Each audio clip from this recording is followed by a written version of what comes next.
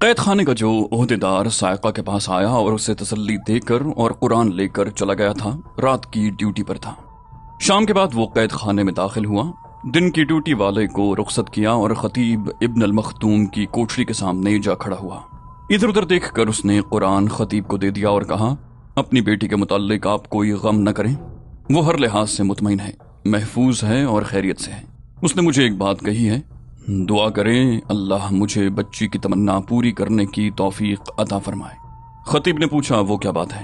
عہدیدار نے ادھر ادھر دیکھا اور منہ سلاخوں کے ساتھ لگا کر کہا، فرار۔ آپ میں اتنی ہمت ہے، میں آپ کی مدد کروں گا۔ خطیب نے کہا، جس کام میں اللہ کی خوشنودی شامل ہو اس کے لیے اللہ ہمت بھی دے دیتا ہے، لیکن میں تمہاری مدد سے فرار نہیں ہوں گا، اس کی بجائے یہاں مر جانا پسند کروں گا۔ عہدیدار نے حیران ہو کر پوچھا، کیوں؟ کیا آپ مجھے گناہ گار سمجھ کر میری مدد قبول نہیں کرنا چاہتے؟ خطیب نے کہا، نہیں، میں تمہاری مدد اس لیے قبول نہیں کرنا چاہتا کہ تم گناہ گار نہیں ہو۔ میں تو تمہاری مدد سے یہاں سے نکل جاؤں گا، تم پیچھے رہ جاؤ گے اور پکڑے جاؤ گے۔ میرے جرم کی اور تمہاری نیکی کی سزا تمہیں ملے گی جو بہت ہی بھیانک ہوگی۔ عہدیدار نے کہا، میں آپ کے ساتھ ہی جاؤں گا۔ آپ کی کل رات کی باتوں نے یہاں سے میرا دل اچاٹ کر دیا ہے۔ میں صلاح الدین ایوبی کی فوج میں جا رہا ہوں، میں چونکہ قیدی نہیں اس لیے آسانی سے فرار ہو سکتا ہوں، لیکن اب آپ کو ساتھ لے کر جاؤں گا۔ میرا اس دنیا میں کوئی بھی نہیں، دل میں وہی آگ ہے جو گزشتہ رات آپ کو دکھائی تھی، اس آگ کو سرد کرنا ہے۔ خطیب نے کہا، ہاں، میں اس صورت میں تمہاری مدد قبول کر سکتا ہوں۔ عہدیدار نے کہا، آپ کی بیٹی نے مجھے بتایا تھا کہ وہ والی موصل کے پاس جا رہی ہیں، وہ آپ سے ملاقات کی اجازت مانگے گی۔ خطیب نے گھبرا کر کہا، نہیں، اسے سیف الدین جیسے شیطان فطرت انسان کے پاس نہ جانے دینا، تم اسے کہو کہ وہاں نہ جائے۔ عہدیدار نے کہا، میں تو صبح جا سکوں گا۔ عہدیدار کوٹھڑی سے ہٹ کر چلا گیا، پھر سینے سے لگا کر اپنے آپ سے کہا، اب میں اس کال کوٹھڑی میں تنہا نہیں ہوں۔ اس نے غلاف اتارا اور دیے کی روشنی میں بیٹھ کر قرآن کھولا۔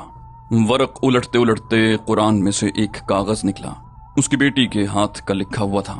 اس پر لکھا تھا، خدا ساتھ ہے، جنات موجود ہیں، پیغمبر برحق ہے، پیغمبر کا فرمان سنیں، ایمان تر و تازہ ہے۔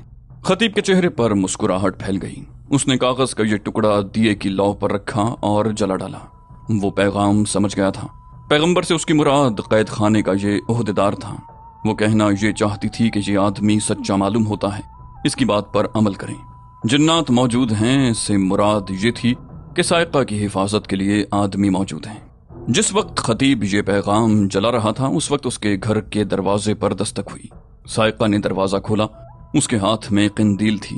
باہر جو آدمی کھڑا تھا اسے اس نے پہچان لیا، وہ سیف الدین کا باڈی گارڈ تھا جو سائقہ کی ملاقات کے وقت وہاں موجود تھا۔ اس نے سائقہ سے کہا کہ وہ اسے باپ کی ملاقات کے لیے قید خانے لے جا رہا ہے اور وہ اسے گھر واپس بھی لائے گا۔ سائقہ تیار تھی، چلنے لگی تو باڈی گارڈ نے سائقہ سے کہا، باپ کے ساتھ صرف خیر خیریت اور گھر کی باتیں کرنے کی اجازت ہوگی۔ کوٹری کی سلاخوں سے تمہیں 3 قدم دور کھڑا کیا جائے گا۔ کوئی ایسی بات نہ کرنا جو والی موصل غازی سیف الدین کے وقار کے خلاف ہو۔ باڈی گارڈ آگے آگے جا رہا تھا، سائقہ اس سے 2-3 قدم پیچھے تھی۔ دونوں خاموشی سے چلے جا رہے تھے۔ رات تاریک تھی، وہ اندھیری گلیوں میں سے گزرتے جا رہے تھے۔ وہ ایک گلی کا موڑ مڑے تو باڈی گارڈ رک گیا۔ اس نے پیچھے دیکھا۔ سائقہ نے پوچھا، کیا بات ہے؟ باڈی گارڈ نے اس سے پوچھا، تم نے اپنے پیچھے کسی کے قدموں کی آہٹ نہیں سنی؟ سائقہ نے کہا، نہیں، میں ہی تمہارے پیچھے آ رہی ہوں۔ باڈی گارڈ نے زیر لب کہا، میں نے کوئی آواز سنی تھی۔ پھر وہ آگے چل پڑا۔ سائقہ نے پوچھا، اتنا ڈرنے کی کیا ضرورت ہے؟ کوئی اگر پیچھے سے آتا ہے تو آتا رہے۔ باڈی گارڈ نے کوئی جواب نہ دیا۔ یہ گلی ختم ہو گئی، اس سے آگے کوئی آبادی نہیں تھی۔ زمین اونچی نیچی تھی، کھڈ نالے بھی تھے۔ قید خانہ اسی طرف آبادی سے کچھ دور تھا۔ دونوں کھڈوں سے بچتے جا رہے تھے، وہاں جھاڑیاں اور درخت تھے۔ باڈی گارڈ ایک بار پھر رک گیا اور پیچھے کو دیکھا۔ اسے پیچھے آہٹ سنائی دی تھی۔ اس نے تلوار نکال لی اور پیچھے کو گیا۔ 2-3 جھاڑیوں کے ارد گرد گھوما، وہاں کچھ بھی نہیں تھا۔ باڈی گارڈ نے سائقہ سے کہا، اب تو تم نے پیچھے کسی کے پاؤں کی آواز سنی ہوگی۔ یہ آواز بڑی صاف تھی۔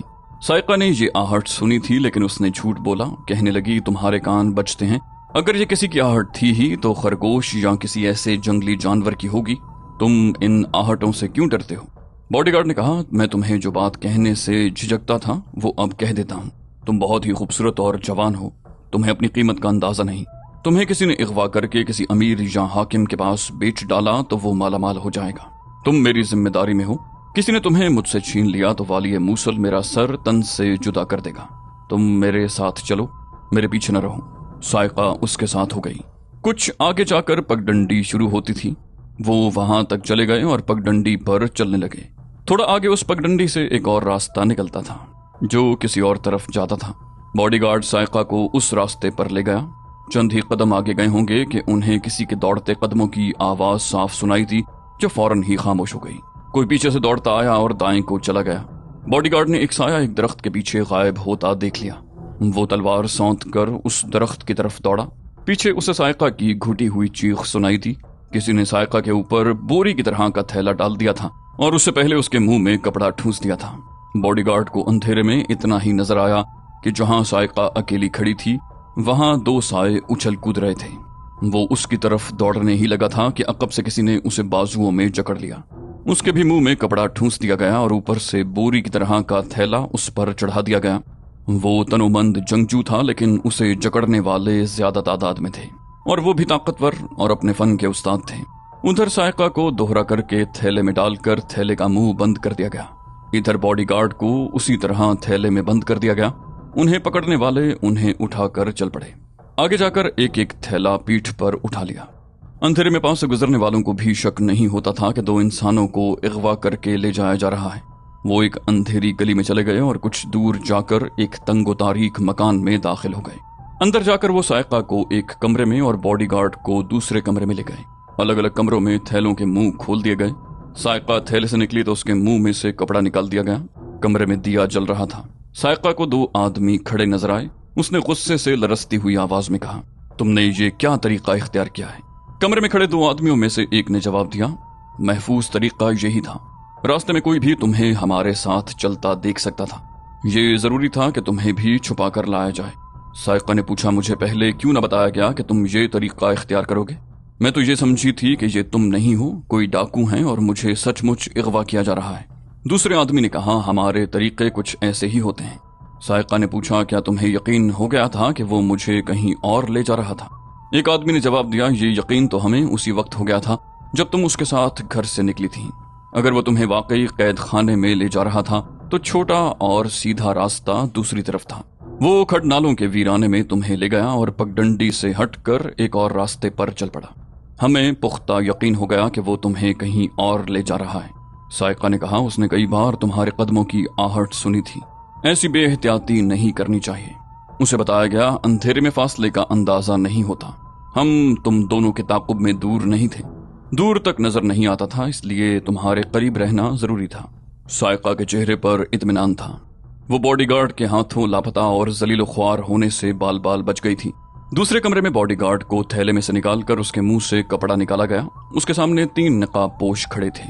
उसकी तलवार उन्हीं निकाब पोशों के पास थी। उसने बड़े रोब से निकाब पोशों से कहा, कौन हो तुम?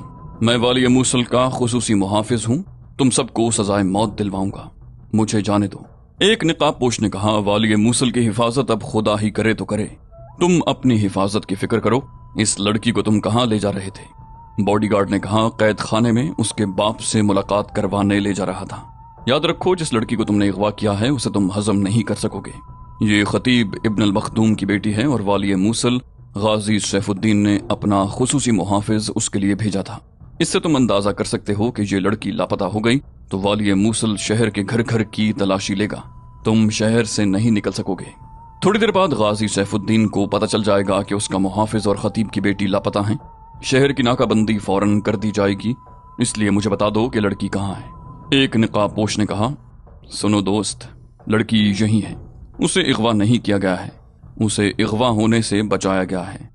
हम जानते हैं कि वाली मूसल सैफुद्दीन के लिए ये लड़की बहुत अहम है और वो उसकी तलाश में अपनी पूरी फौज लगा देगा। और इसका बाप कैद खाने में है। वो सैफुद्दीन को धुतकार आई थी। फिर उसने लड़की को मुलाकात के लिए इजाजत दे दी और कहा कि उसे एक आदमी अपने साथ कैद खाने में ले जाएगा। मुलाकात का वक्त रात का रखा गया। तुम बता सकते हो कि मुलाकात दिन को क्यों न कराई गई?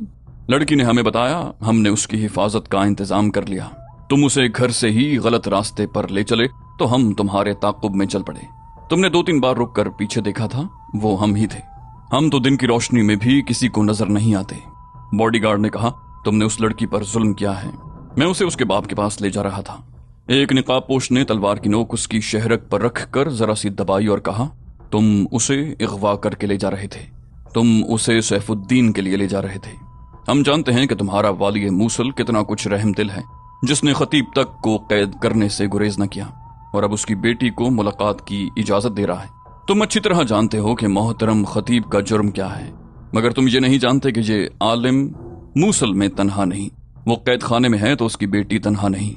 मैं तुम्हें ये भी बता देता हूँ कि हम सैफुद्दीन का तख्ता उलट देंगे। उसके दिन थोड़े रह गए हैं, हम उसे किसी भी वक्त कत्ल कर सकते हैं, लेकिन सलाउद्दीन अय्यूबी ने हमें सख्ती से हुक्म दे रखा है कि किसी को हसन बिन सबाह के फिदाइयों की तरह कत्ल न करना। हम मैदान में ललकारते और कत्ल करते हैं। बॉडीगार्ड ने पूछा, तुम सलाउद्दीन अय्यूबी के आदमी हो? नकाबपोश ने कहा, हाँ, हम जांबाज दस्ते के सिपाही हैं। उसने तलवार की नोक उसकी शहरक पर और ज्यादा दबाई तो बॉडीगार्ड की पीठ दीवार के साथ जा लगी। नकाबपोश ने कहा, तुम सैफुद्दीन के खुसूसी मुहाफिज हो और हर वक्त उसके साथ रहते हो, तुम उसके राजदान हो, लड़कियां अगवा करके उसे देते हो। पूरी तफसील से बताओ कि सुल्तान अय्यूबी के खिलाफ उसके इरादे क्या हैं।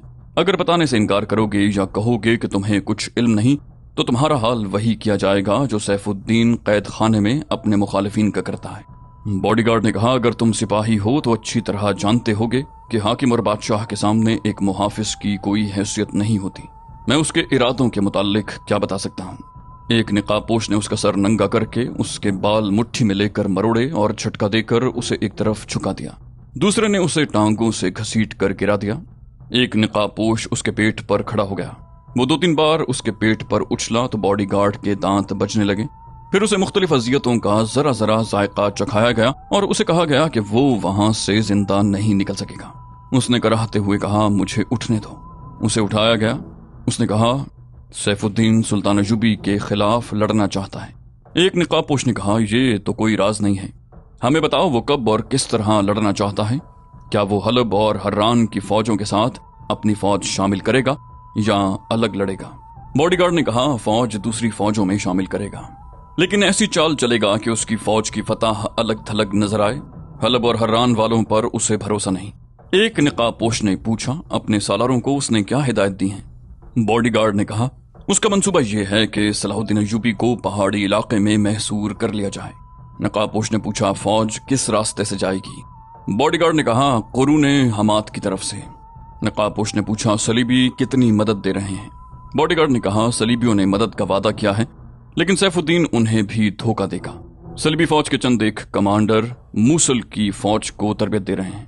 ये नकाबपोश और वो 2 आदमी जो दूसरे कमरे में सायका के साथ थे, सुल्तान अय्यूबी के छापामार जासूस थे। उनका राब्ता खतीब इब्न अल मख्तूम के साथ था, बल्कि खतीब उनका निगरान और सरबराह था। ये गिरोह सुल्तान अय्यूबी के लिए आंखों और कानों का काम करता था। मूसल से जो भी इत्तला वो हासिल करते थे, सुल्तान अय्यूबी के जंगी हेडक्वार्टर को भेज देते। मूसल में वो मुख्तलिफ काम धंधा, मुलाजिमत और दुकानदारी करते थे। खतीब कैद हो गया तो ये रात को बारी बारी खतीब के घर का पहरा देते। उन लड़कियों ने जो सायका के घर उसे तन्हा समझकर सोने आई थीं, उन्हीं के साए हरकत करते देखे थे। सायका ने इन लड़कियों को ये नहीं बताया था कि ये साए से इंसान हैं। उसने ऐसा तासुर दिया था जैसे ये जिन्नात हैं। इन आदमियों को मालूम था कि सायका सैफुद्दीन के पास बाप से मुलाकात की इजाजत लेने गई है। वापस आकर उसने उनमें से एक आदमी को बता दिया कि रात को एक आदमी उसे कैद खाने में ले जाने के लिए आएगा। उसने ये भी बता दिया कि सैफुद्दीन ने उसके साथ नारवा बातें की और उसे अपने अक़द में लेने की पेशकश की। उस आदमी ने अपने गिरोह को बताया। ये सब ज़हीन थे। उन्हें शक हुआ कि सायका को किसी और तरफ ले जाकर उसे गायब कर दिया जाएगा। चुनाचे सूरज गुरूब होने के बाद 5 आदमी सायका के घर में जाकर छुप गए। सायका बॉडीगार्ड के साथ गई तो ये आदमी उनके ताक़ुब में चल पड़े। आगे जाकर उनका शक सही साबित हुआ। उन्होंने कामयाबी से सायका को बचा लिया और बॉडीगार्ड को भी पकड़ लाए, जो सैफुद्दीन का राजदान था। उन्होंने फौजी अहमियत के बहुत से राज उससे उगलवा लिए। इनमें ये राज अहम था कि सैफुद्दीन के भाई इज़्ज़ुद्दीन ने फौज को 2 हिस्सों में तकसीम करके एक हिस्से को अपनी कमान में रखा है। ये हिस्सा महफूजा के तौर पर इस्तेमाल होगा, यानी उसे बाद में जरूरत के मुताबिक इस्तेमाल किया जाएगा। पहले हमले की क़यादत सैफुद्दीन को करनी थी। दूसरी अहम बात जो मालूम हुई वो ये थी कि हलब से गुमश्तगीन और सैफुद्दीन के यहाँ एलची ये पैगाम लेकर गए कि तीनों फौजों को मुश्तरका कमान में रखा जाए और सलीबियों की मदद पर ज्यादा भरोसा न किया जाए। बाकी मालूमात भी अहम थी। बॉडी गार्ड ने ये मालूमात उगल कर कहा कि उसे रिहा किया जाए। निकाबपोशों ने उसे रिहाई के वादे पर टाल दिया। साइका को उसी कमरे में रहने दिया गया। उसे उसके घर रखना मुनासिब नहीं था। बॉडीगार्ड को उस मकान की एक अंधेरी कोठड़ी में बंद कर दिया गया।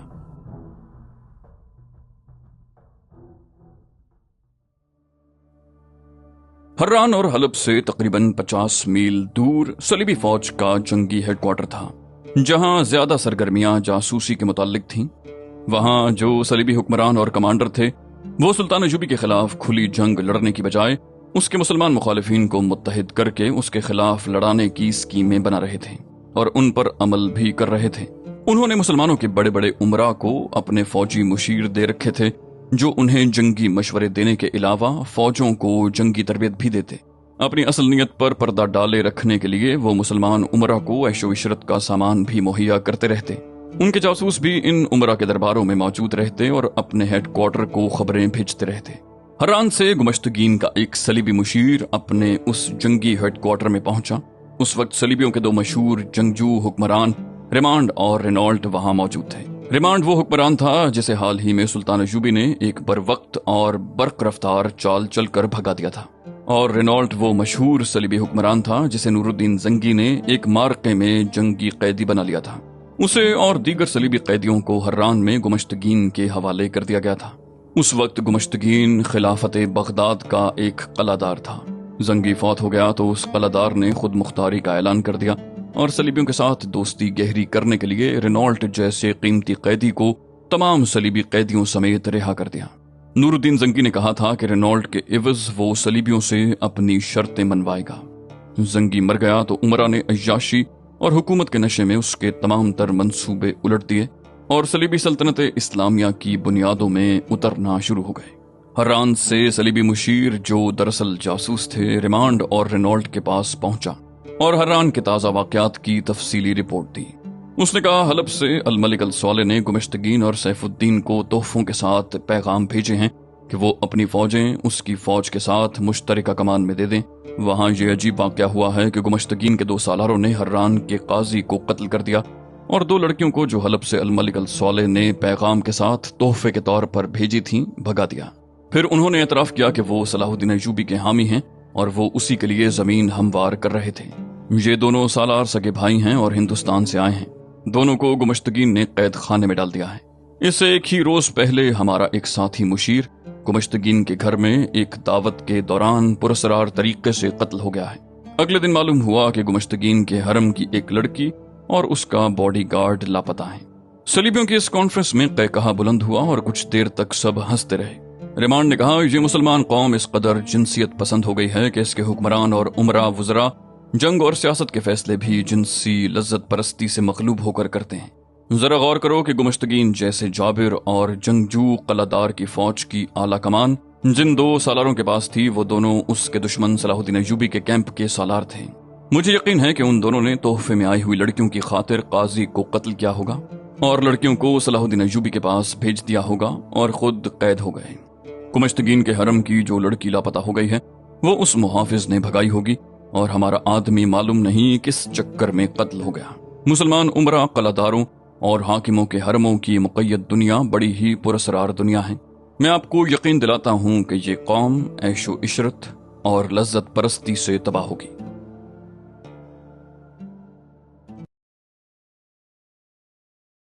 तो दोस्तों, ये थी हमारी आज की एपिसोड। उम्मीद करते हैं आपको हमारी एपिसोड पसंद आई होगी। जाने से पहले इस वीडियो को लाइक, शेयर और कमेंट करना मत भूलिए। और अगर आप हमारे चैनल पर नए हैं तो इसे सब्सक्राइब कीजिए और बेल आइकन पर क्लिक कीजिए ताकि आपको तमाम वीडियोस फौरन मिलती रहें। अगली वीडियो तक के लिए अपना ख्याल रखिए। अल्लाह हाफिज।